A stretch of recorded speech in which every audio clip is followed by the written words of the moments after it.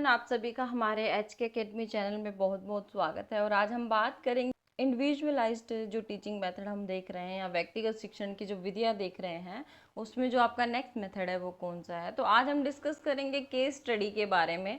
जो रिसर्च कर रहे होंगे बच्चे, उनको पता होगा केस स्टडी क्या होता है या फिर केस स्टडी किन सब्जेक्ट्स पर की जाती है। तो एक पर्टिकुलर मेथड हम लेते हैं केस स्टडी, जिसमें हम एक छोटे एरिया की स्टडी करते हैं, तो वो क्या कहलाता है? केस स्टडी कहलाता है। The case method is an active learning method that requires participation and involvement from the student in the classroom। अब क्या होता है, जब हम ट्रेडिशनल टीचिंग कराते हैं या फिर हम जब पारंपरिक शिक्षा देते हैं, तो उसमें ये होता है कि हो सकता है कि जो स्टूडेंट है वो क्लास में कम एनरोल होए या फिर वो कम आए। लेकिन केस स्टडी मेथड ऐसा है जिसमें क्या है, शिक्षण में सक्रिय भागीदारी होती है एक शिक्षार्थी की। तो इसमें पार्टिसिपेशन की और उनके इन्वॉल्वमेंट की गुंजाइश क्या होती है, ज़्यादा होती है, या उनकी भागीदारी क्या है, ज़्यादा आवश्यकता होती है कि वो ज़्यादा से ज़्यादा क्या है, केस स्टडी में भाग लें। A case is usually a description of an actual situation commonly involving a decision, a challenge, an opportunity, a problem, or an issue faced by a person or persons in a social setup such as organization। एक case क्या है, आमतौर पर एक वास्तविक स्थिति का वर्णन होता है जिसमें आमतौर पर एक निर्णय, एक चुनौती, एक अवसर, एक समस्या या किसी व्यक्ति या व्यक्तियों द्वारा सामना किया जाने वाला मुद्दा शामिल हो सकता है, जैसे कि एक संगठन। यानी मैंने आपको बताया कि एक छोटे स्तर की हमें स्टडी करनी है और उसकी डीप स्टडी करनी है, तो हम क्या लेते हैं, केस स्टडी लेते हैं। उसमें कोई निर्णय है उसके बारे में हम केस स्टडी कर सकते हैं। कोई एक चुनौती, चैलेंज है, हमारी सोसाइटी का ही कोई एक चैलेंज है बहुत बड़ा, जैसे आप देख सकते हो सेक्स रेशियो है, वो चैलेंज है। ये काफ़ी ब्रॉड एस्पेक्ट है, लेकिन इसको हम एक छोटे से स्तर पे देखें, खंड लेवल पे या फिर एक ग्रामीण स्तर पर हम देखें, तो उसमें क्या हो जाता है, वो एक केस स्टडी हो जाता है। इसके बाद एक अवसर है या फिर कोई समस्या है या एक व्यक्ति या व्यक्तियों से जुड़ी हुई कोई समस्या है, तो वो सब किस में आती है, आपके केस स्टडी में आती है।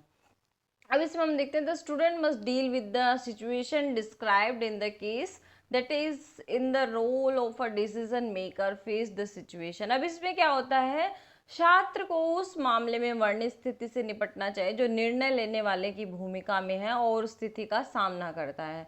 यानी केस स्टडी हमें ये सिखाता है कि कैसे छात्र क्या है, किसी भी विपरीत परिस्थिति में किस तरीके से अपने डिसीजन को ले सकते हैं और किस तरीके से वो सिचुएशन से निपट सकते हैं।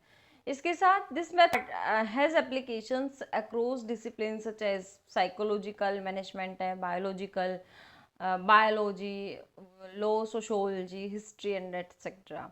इस पद्धति के विषय कई हो सकते हैं, जैसे मनोविज्ञान में भी इसका हम यूज़ कर सकते हैं, प्रबंधन में भी इसका यूज़ कर सकते हैं, जीव विज्ञान में कर सकते हैं, कानून, समाजशास्त्र, इतिहास, ज्योग्राफी में भी केस स्टडीज़ क्या है, उनका अध्ययन किया जाता है।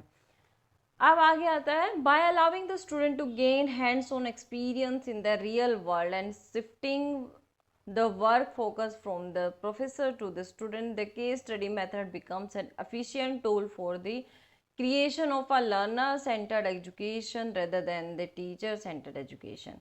अब क्या है, छात्रों को वास्तविक दुनिया का व्यवहारिक अनुभव प्राप्त करने के लिए, यानी एक्चुअल वर्ल्ड में क्या चल रहा है या एक्चुअल जो उनका रियल जो उनकी स्थिति है उसमें क्या परिवर्तन हो रहा है, ये चीज़ हमें कहाँ से सीखने को मिलती है, केस स्टडी से सीखने को मिलती है। इसमें क्या है, प्रोफेसर से इतनी उम्मीदें नहीं रखी जाती या उतना ध्यान केंद्रित क्या है आपके प्रोफेसर या फिर टीचर पे नहीं होता है, जितना कि इसमें छात्र का अहम रोल होता है। तो ये जो पद्धति है वो कैसी है, लर्नर बेस्ड पद्धति है और शिक्षक केंद्रित शिक्षा की बजाय शिक्षार्थी केंद्रित शिक्षा के निर्माण का एक कुशल उपकरण है। यानी ये सिर्फ किसके बारे में बताती है, कौन सी अप्रोच के बारे में बताती है, हमें लर्नर सेंटर्ड अप्रोच के बारे में बताती है। और ये हमें किसके बारे में नहीं बताती है, टीचर सेंटर्ड अप्रोच है उसको ये नहीं बताती, यानी उसको प्रमोट नहीं करती है टीचर सेंटर्ड अप्रोच को, लेकिन ये लर्नर सेंटर्ड अप्रोच जो है उसको काफ़ी प्रमोट करती है।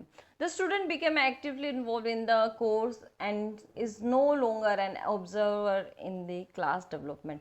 छात्र पाठ्यक्रम में सक्रिय रूप से शामिल हो जाता है और अब कक्षा में विकास के एक पर्यवेक्षक नहीं रह जाते। यानी क्या है, सिर्फ ऑब्जर्वर नहीं रहते हैं, ये भी एक्टिवली पार्टिसिपेट करते हैं केस स्टडी में, उसमें वो काम करते हैं, डाटा कलेक्शन करते हैं, उनके बारे में उनका एनालिसिस करते हैं, तो वो क्या है क्लास में इन्वॉल्व हो जाते हैं, ना कि वो सिर्फ ऑब्जर्वर रहते हैं, यानी क्या टीचर पढ़ा रहा है, क्या व्हाइट बोर्ड पे लिख रहा है, क्या हम लोग जो है उनकी एक्टिविटी जो वो कर रहे हैं उनसे सीख रहे हैं, तो सिर्फ ऑब्जर्व नहीं करते हैं, वो उसमें पार्टिसिपेट करना शुरू कर देते हैं।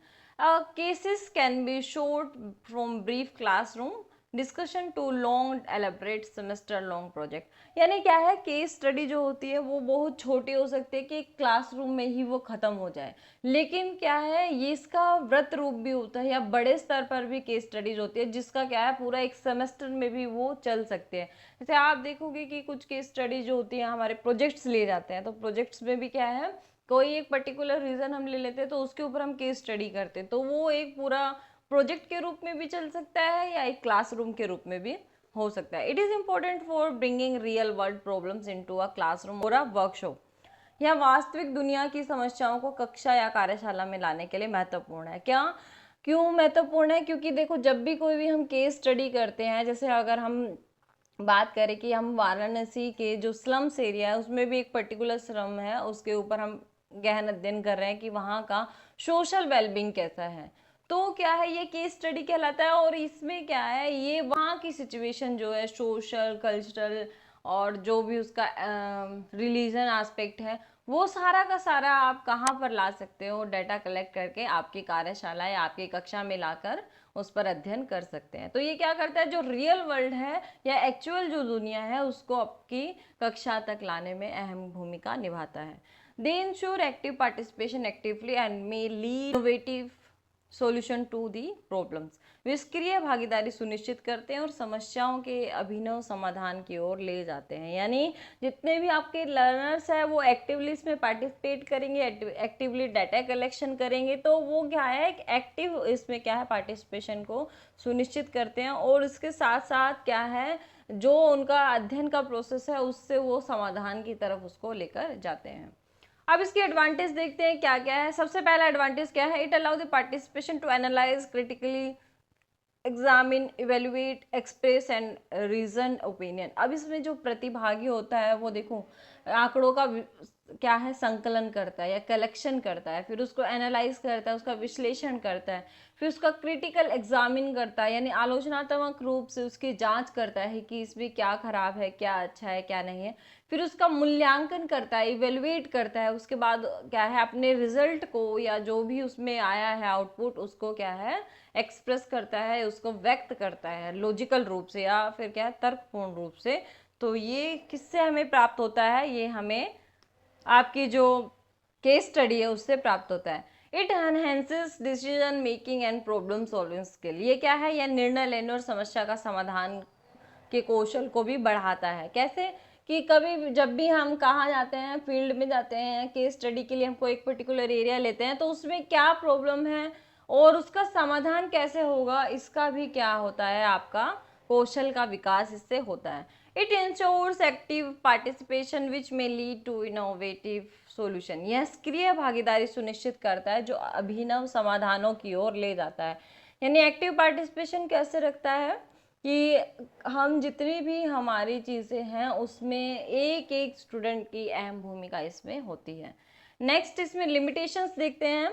It require training for teachers to use this method. अब इसमें हमें शिक्षक को क्या है बहुत ज़्यादा प्रशिक्षण देने की आवश्यकता होती है, क्योंकि देखो स्टूडेंट को सिखाने से पहले टीचर को भी पता होना चाहिए कि केस स्टडी क्या होता है, उसको कैसे किया जाता है, उसके प्रोसेस क्या क्या है, अगर डाटा कलेक्शन करने जाना है तो कैसे जाना है, क्वेश्चनर कैसे बनेगा, उसके बाद डाटा कलेक्शन करके ले आए तो उसको एनालिसिस कैसे करना है, कौन कौन से टूल्स एंड टेक्निक्स है जिससे हम उसको एनालिसिस करेंगे, एसपीएसएस यूज़ करना है तो किसके लिए करना है, आपको उसमें काय स्क्वायर मेथड निकालना है, टी टेस्ट करना है या कौन सा आपको टेस्ट उसमें लगाना है, या फिर आपको कोरिलेशन निकालना है तो किससे निकालना है, वन टेल कोरिलेशन निकालना है, टू टेल निकालना है, दोनों में डिफरेंसेस क्या है। तो ये सब हमें किससे पता चलता है, ये सब हमें तब पता चलेगा जब हमारे जो प्रशिक्षक है या हमारे जो शिक्षक है टीचर है उनको भी इसके बारे में पता हो। तो इसके लिए ज़रूरी होता है कि ये जो पद्धति है इसमें पहले शिक्षक को प्रशिक्षण दिया जाए, उसके बाद वो अपने स्टूडेंट को सिखा सकता है।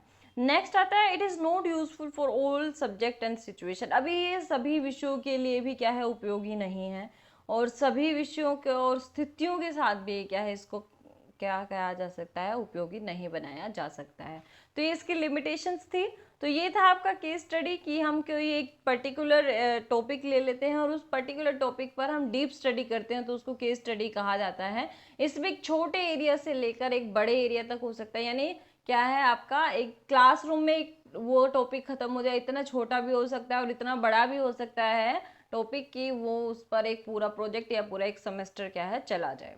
तो ये आपका केस स्टडी है। आई होप सभी को समझ आया होगा। किसी का कोई क्वेश्चन है, कोई क्वेरी है तो मुझे कमेंट सेक्शन में भेज सकता है।